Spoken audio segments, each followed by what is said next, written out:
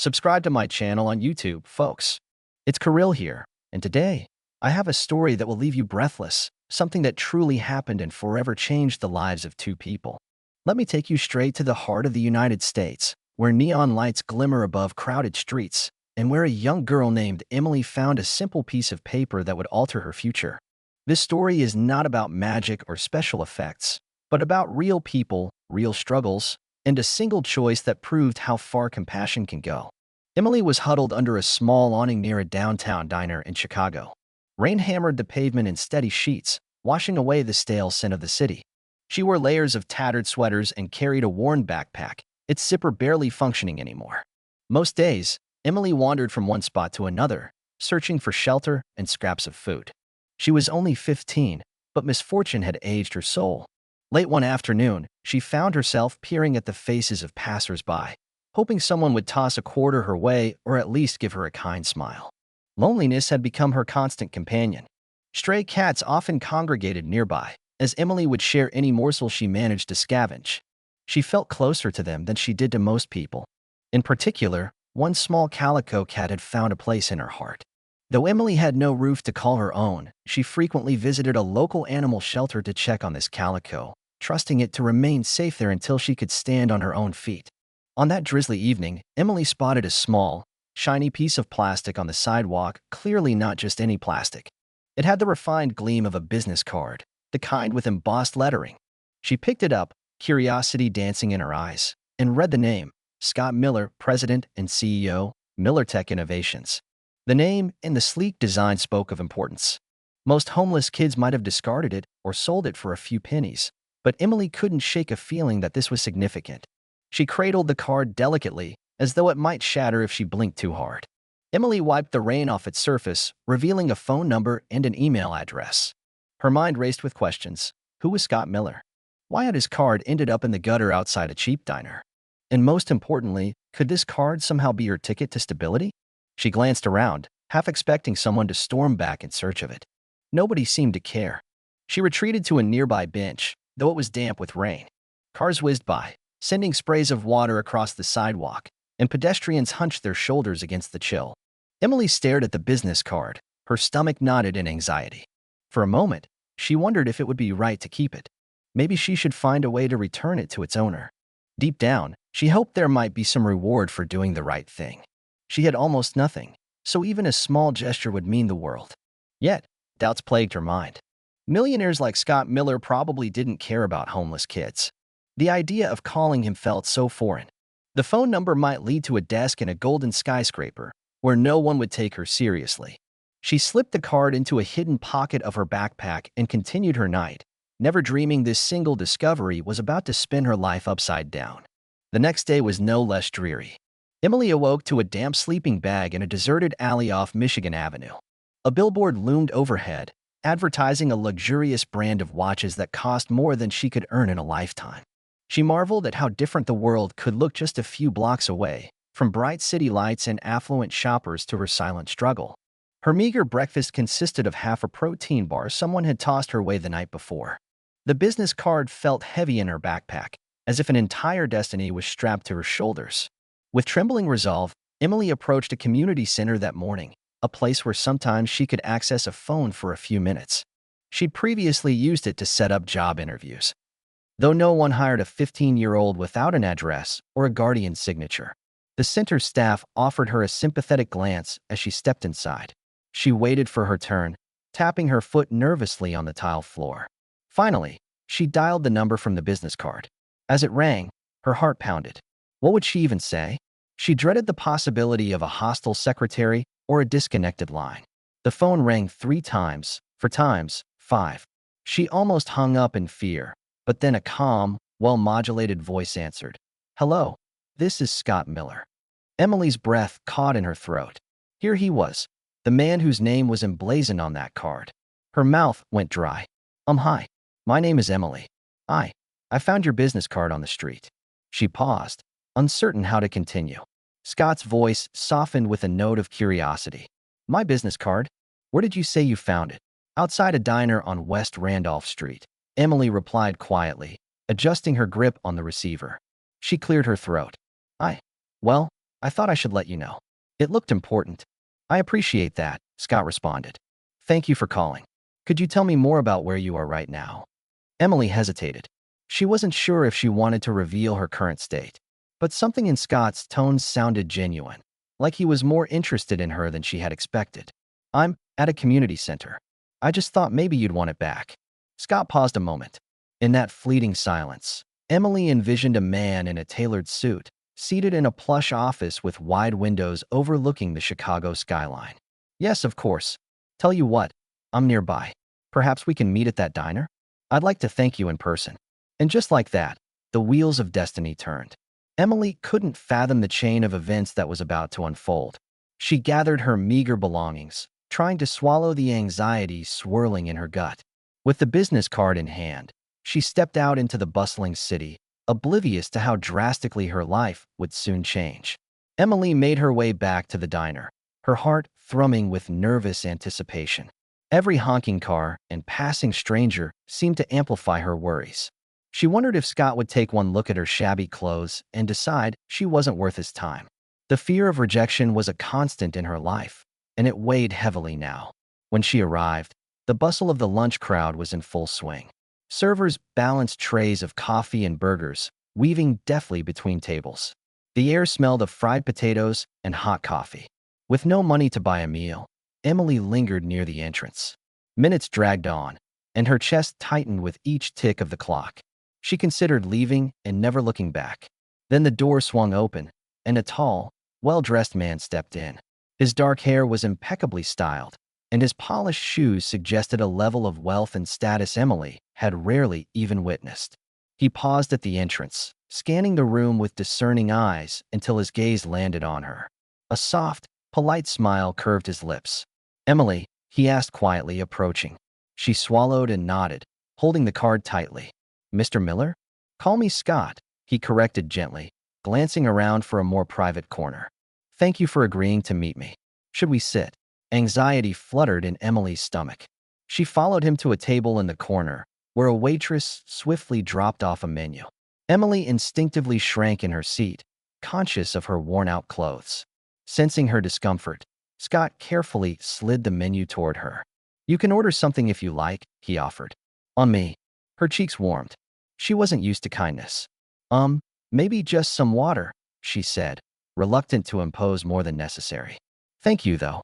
The waitress returned, took Scott's order for coffee, and placed a glass of water before Emily. Once they were alone, Scott leaned in, a mixture of gratitude and curiosity in his eyes. "So, you found my card?" I'll be honest, I must have dropped it without realizing. I've been worried all morning, searching my pockets. It's a bit unconventional for you to call me directly, but I'm glad you did." Emily sipped her water. "I thought maybe you'd want it back.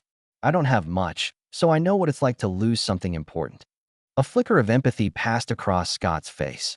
"Do you live around here?" he asked, though the question was awkward. He'd already noticed that Emily's face was smudged with city grime and that her nails were chipped and dirty. She shook her head, battling a surge of embarrassment. "I don't exactly have a place. Not anymore." Scott's expression softened further. He kept his voice steady, respectful. "I'm sorry to hear that. We could find a better spot to talk, if you'd prefer. It might be a little crowded in here." A swirl of conflicting emotions filled Emily's chest. She wanted to cling to her pride, but also recognized a rare kindness in this man. "Okay," she said finally. "There's a park across the street. If you don't mind the cold." Scott paid for his coffee, leaving a generous tip that made Emily's eyes widen. The waitress beamed at him as they stepped out into the brisk Chicago wind. The park was small, dotted with benches and half-bare trees. Though the grass was patchy and winter-browned, it offered a slight respite from the bustling sidewalks. They settled onto a bench, Emily trying to keep some distance. Though he was polite, she knew they came from entirely different worlds. Scott clasped his hands together, taking a moment to study her face. She didn't see judgment or pity there. She saw curiosity and the beginnings of empathy. "Emily, I want to thank you properly. You went out of your way to return my card. I'd like to do something for you," he began. "Do you need clothes, a meal, or anything else?" The directness of his offer caught Emily off guard. She'd half expected him to slip her a few bucks and vanish. She stared at the ground, torn between the urge to accept help and the fear that it would come with strings attached. I'm okay. I mean, I can manage, she said hesitantly. But, well, I could use help getting a phone, maybe. Or a safe place to stay for a while. Scott nodded, thoughtful. I can definitely help with that. I know a few shelters and programs in the city that could offer you some stability. He studied her reaction. Look, I understand if you're skeptical. People with money aren't always the most trustworthy. But I promise, I'm just trying to help. Emily rubbed her arms against the chill. Why? People don't usually help me for nothing. A hint of sadness crossed Scott's features. Because I've seen how quickly fortune can change. And also, because you went out of your way to do something honest. That means something, especially in this world. They spoke a bit longer, with Emily revealing fragments of her story, how she'd lost her mother to illness, how she had no father in the picture. She was too scared to enter the foster system again, having endured one too many traumatic experiences. She survived day by day, gleaning warmth from shelters and the kindness of a few souls who occasionally offered her leftover food or a place to shower. When their conversation ended, Scott handed her a business card, this time with a personal cell phone number scribbled on the back. If you ever need something, call me, he said, slipping the card into her shaking hands. We'll figure it out, okay? Emily managed a small smile, a warmth blooming in her chest that she hadn't felt in years. Thank you, she whispered. And in that moment, she realized that the wealth behind his name meant little compared to the humanity in his eyes. Scott left her with a sense of cautious hope. Emily watched his sleek car drive away, an unfamiliar feeling tugging at her. She had found not just a card, but a human connection, someone who genuinely wanted to help. It was an extraordinary shift in a life marked by disappointment and broken promises. Little did either of them know, this was just the beginning. The real test of their bond, and Scott's generosity, was about to reveal itself in ways neither could have expected. For several days after their meeting, Emily wrestled with a storm of emotions. She now had Scott's personal phone number tucked inside her backpack, and her mind spun with possibilities. One particular issue was pressing on her heart: the animal shelter where her beloved calico cat, Ginger, was temporarily residing. Emily had grown up with cats, and Ginger was the only living connection she had to the sense of warmth and love she'd once known. But the shelter was struggling financially, and there were rumors it might have to close its doors. Emily visited the shelter whenever she could. She'd sneak in just to hold Ginger close, inhaling the soft, slightly musty smell of the cat's fur. Each time, her heart sank a bit deeper at the thought of losing this final companion to some uncertain fate. She knew the shelter had been trying desperately to raise funds, but in a city as big as Chicago, philanthropic dollars were often directed toward flashier causes. One chilly morning, as Emily stroked Ginger's fur, the shelter director, an older woman named Ruth, quietly approached her. Ruth had always shown compassion toward Emily, understanding the unique bond the girl shared with her cat. Emily, she said gently, we might have to relocate these animals if we don't meet our fundraising goals. I'm trying everything I can, but it's not looking good. Emily's eyes welled with tears as she hugged Ginger tighter. Is there any way to keep it open? I can't lose her, Ruth. She's the only family I have left. Ruth's voice was thick with emotion. I promise to do my best, but we're short on resources and donors. She sighed. It breaks my heart, but sometimes it's out of our control. That evening, Emily sat alone under a flickering street lamp, the city's din echoing around her.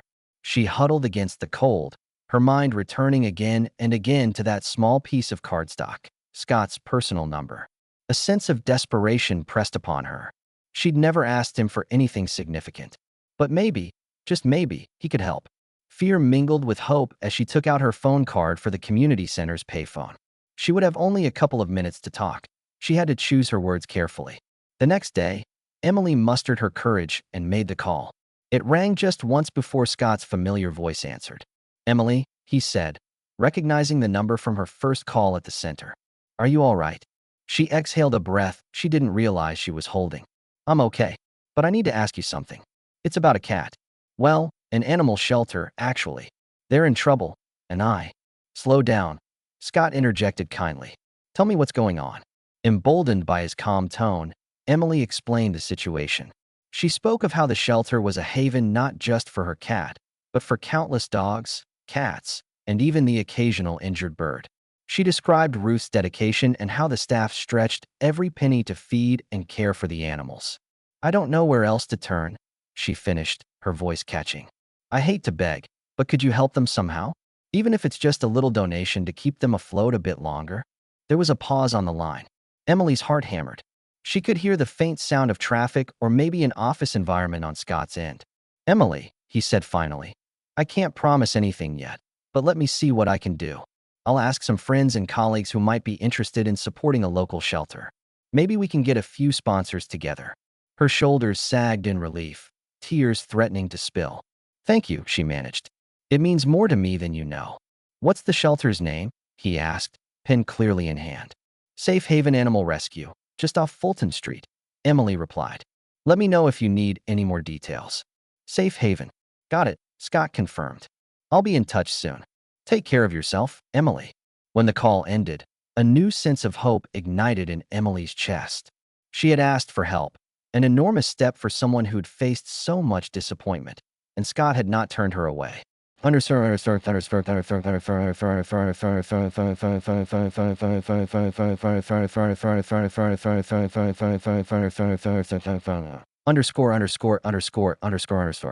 As it turned out, Scott was a man of his word. Over the next week, he spent his evenings making phone calls and pulling strings. He spoke with local business owners, philanthropic contacts, and even some of his own employees at MillerTech Innovations. Unfortunately, few of them immediately jumped at the chance to help a small animal shelter on the verge of closure. Some wanted tax breaks or brand visibility, while others simply saw no profit in saving stray animals. But Scott refused to be discouraged. He arranged a private meeting with his personal financial advisor, an amiable man named David, who was also a known dog lover. Over coffee in a sleek cafe near the MillerTech headquarters, Scott explained the situation. "David, I know we typically focus on major philanthropic programs with high visibility, but this place is important to someone who's shown me that honesty still exists in this world. And I think this cause deserves attention, even if it's just because these animals have nowhere else to go." David leaned back, tapping his pen against the edge of his notepad. "How much are we talking here, Scott? Because if we're talking large sums, we need to weigh the ramifications.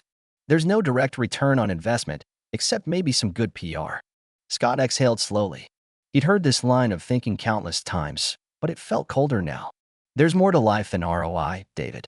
Can we spare something from the charitable budget to keep the shelter afloat for at least another year?"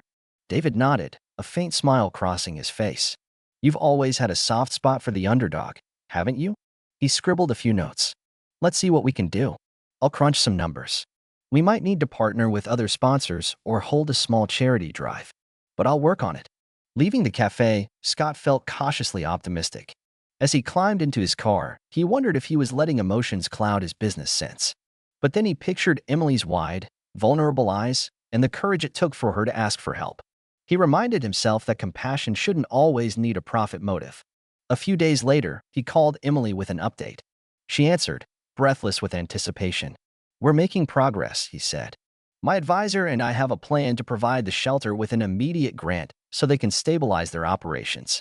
We're also organizing a small fundraiser among local businesses to keep them running long-term." Emily could hardly contain her joy. "Scott, that's amazing. I don't know how to thank you." He chuckled softly. "I'm just glad to help. But, Emily, there's something I'd like in return." Her heart sank, fear flaring. "What do you mean?" "Relax," he said gently. "I just want you to come by my office sometime. Maybe we can find a more permanent solution for you, too. A place to stay, a path forward." "How does that sound?" Emily's eyes misted with tears she couldn't quite name. Relief, gratitude, maybe even a cautious happiness. That sounds incredible." The MillerTech Innovations skyscraper was a far cry from the grimy alleyways Emily knew so intimately. Stepping into the marble-floored lobby felt like entering a futuristic castle of glass and steel. The security guards, though polite, eyed her suspiciously as she crossed toward the reception desk. Emily had never felt more out of place, but she lifted her chin, recalling Scott's invitation. A neatly dressed receptionist offered a friendly smile. "Good morning. Do you have an appointment?" Yes," Emily replied. "I'm here to see Scott Miller." The receptionist checked her computer. "Of course, You must be Emily. He's expecting you." With that, she guided Emily to a sleek elevator bank. Emily stepped into the elevator, the doors gliding shut with a soft hum. She watched the numbers light up in quick succession, whisking her higher and higher. By the time she reached the top floor, her stomach was in knots. A pair of glass doors opened into a spacious office suite with panoramic windows overlooking Chicago's skyline.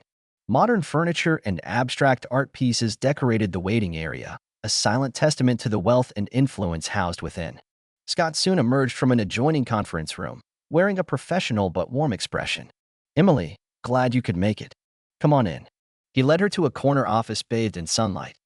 Minimalist decor contrasted with the hustle and bustle of the city below. Quite the view, Emily managed, trying to steady her nerves. She gripped her backpack straps tightly, feeling the mismatch between her second-hand clothes and Scott's polished surroundings. Scott offered her a seat on a plush couch. "I remember the first time I stepped into an office like this," he said, sensing her unease. "I felt like I didn't belong, too. But trust me, everyone has to start somewhere." Emily bit her lip. "Why are you doing all this for me? I mean, I'm grateful, but people don't usually help me. At least, not without expecting something in return." Scott settled into a chair across from her, hands folded. "I'm not going to pretend I understand everything you've been through. But I know that if we don't help each other, what are we here for? And also," he added, a slight smile tugging at his lips, "you returning my business card reminded me that not all hope is lost in this world. It's a rare thing, honesty." Emily nodded, her voice quiet. "Thank you." "Really?" Scott shifted gears. "David, my advisor, and a few others worked out a plan. We secured a $20,000 grant to keep Safe Haven Animal Rescue operational for the next 6 months while we do some fundraising. They can pay rent, buy supplies, and maybe even hire an extra caretaker." Emily's eyes widened. 20,000. That's huge. Ruth will be so relieved. "That's just the start," Scott continued. "We'll hold a fundraiser next month. I'm hoping to invite local business leaders, maybe even the press if I can. It'll help the shelter gain more visibility. But enough about that for a moment. Let's talk about you." She swallowed, her palms clammy. "Me? Yes. I did some asking around. There's a youth outreach program that provides housing and education for teens who are homeless. If you're willing, I can connect you with them. They can get you into a stable environment, help you finish high school, and maybe even apply for scholarships down the road." A surge of conflicting emotions swelled in Emily's chest. For years, she learned to distrust offers of stability, convinced they would vanish like a mirage in the desert. But there was something in Scott's demeanor that grounded her, made her feel safe. I'd like that," she whispered, tears threatening to spill. "But I'm scared. I've had bad experiences in the system before. People can be cruel." Scott nodded, compassion in his eyes. "I understand. If you let me, I'll do what I can to ensure this is different. I'll personally vouch for you, and I'll check in regularly."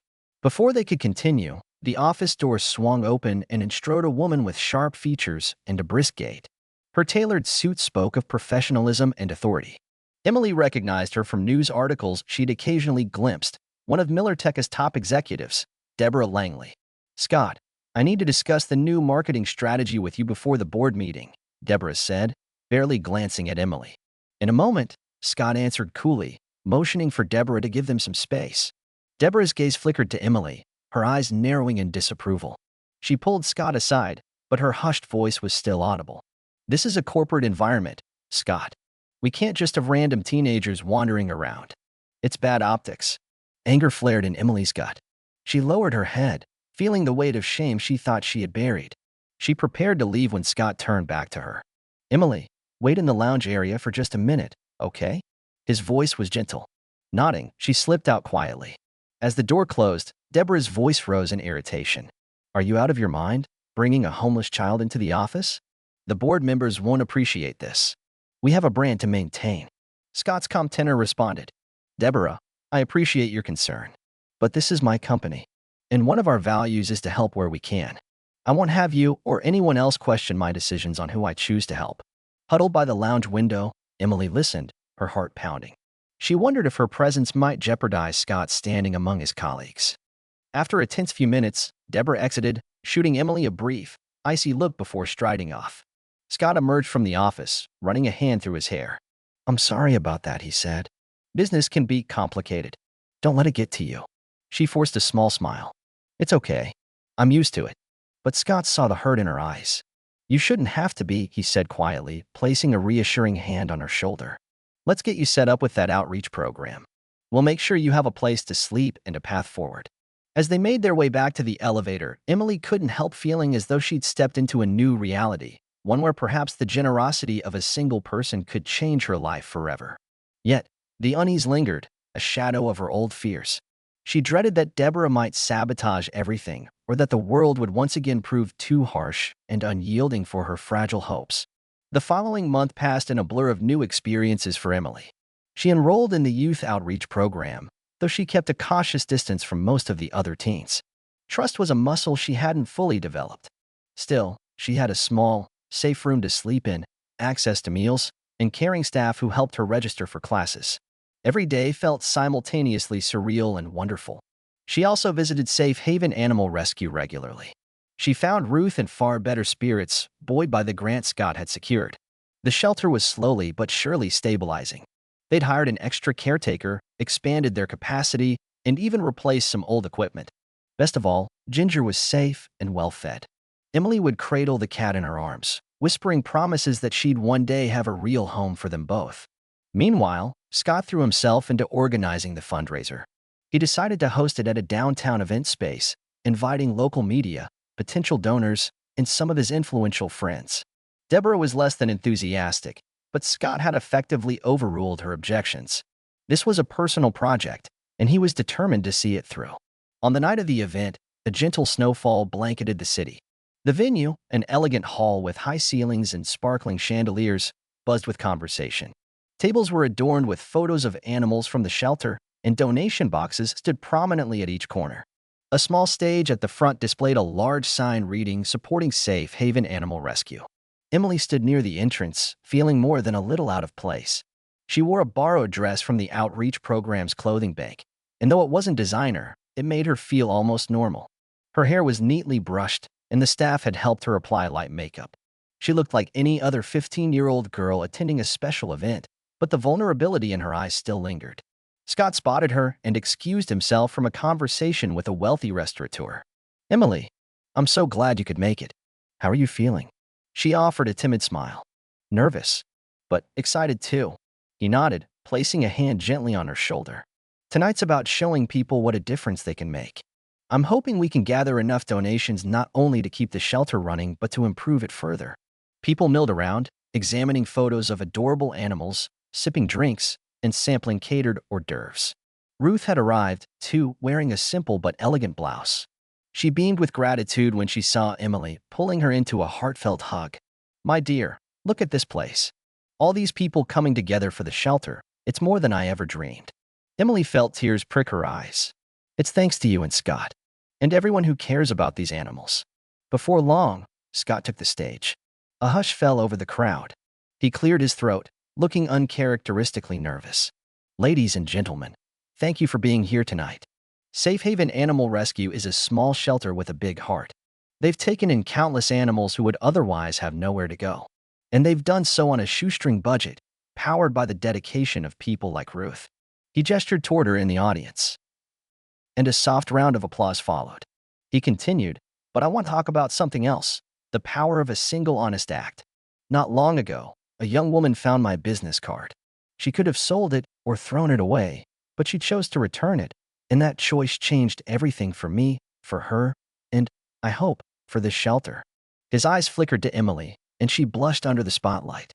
"In life, we're often taught to look out for ourselves, to measure everything in profit and loss," he said, his voice resonating through the hall. "But sometimes we forget that empathy and generosity are also part of what makes us human. We have the capacity to help those who can't help themselves. That's why we're here tonight, to give these animals a chance and to support the people who dedicate their lives to caring for them." The applause grew louder. Emily felt her heart swell, an overwhelming mixture of gratitude, pride, and disbelief. She glanced over at Deborah, who stood near the back of the room, arms folded. Even she seemed to be clapping, albeit reluctantly. When the donation pledges started rolling in, Emily's eyes widened. People were giving thousands of dollars, scribbling checks, and tapping their credit cards. By the end of the evening, the fundraiser had exceeded its target, raising enough money to keep Safe Haven operating for at least 2 more years. The sense of victory was palpable. Later that night, long after the last guest had left, Emily found herself standing outside the venue with Scott. Snow was still drifting in lazy flakes, covering the sidewalks in a thin, glistening layer. The city lights shimmered in the distance. She held Ginger in her arms. Ruth had brought the cat along as a sort of living mascot for the shelter's cause. So many people donated, Emily murmured, stroking Ginger's soft fur. I can't believe it. We did it, Scott. You did it. He shook his head, smiling gently. We did it together, Emily. I might have made some calls, but none of this would have happened if you hadn't reached out. If you hadn't had the courage to ask for help. She bit her lip, tears gathering at the corners of her eyes. I was so scared you'd say no. Or laugh at me. I'll never laugh at you, he said quietly, wiping a stray tear from her cheek. You reminded me of something I'd forgotten, that wealth means little if we don't use it to help others. They stood there in companionable silence for a moment, the hush of the late hour lending a sense of peace to the city that rarely slept. Emily's heart felt full, despite all the uncertainties that still lay ahead. She was no longer alone, and Ginger would remain safe in the shelter until Emily found a permanent home. With a final hug, they parted ways for the night. Scott had a driver waiting, but Emily opted to walk. She wanted to feel the crunch of snow beneath her shoes, to taste the cold air on her tongue, and to remember that this world, though ruthless at times, still held pockets of warmth. Her mind drifted to the future, thinking of the new program she was in and the second chance it might offer. Over the coming weeks, Safe Haven Animal Rescue thrived, adopting out more animals and expanding its facilities. The staff started a small outreach campaign of their own, educating communities on proper pet care and emphasizing the value of compassion. Emily continued to visit, always welcomed by Ruth and the other volunteers. Sometimes, she'd see new faces, families looking to adopt a dog or a lonely cat. She often thought back to the days when she had almost nothing. Now she had a home, a friend in Scott, and a future that no longer seemed dark and uncertain. As for Scott Miller, his life carried on in board meetings and corporate decisions, but he found renewed purpose in small acts of kindness. He established a community fund within MillerTech, supporting various local charities. Occasionally, Deborah would bristle at the idea, fixated on bottom lines, but Scott overruled her. He held on to the principle that investing in the well-being of others was never a waste.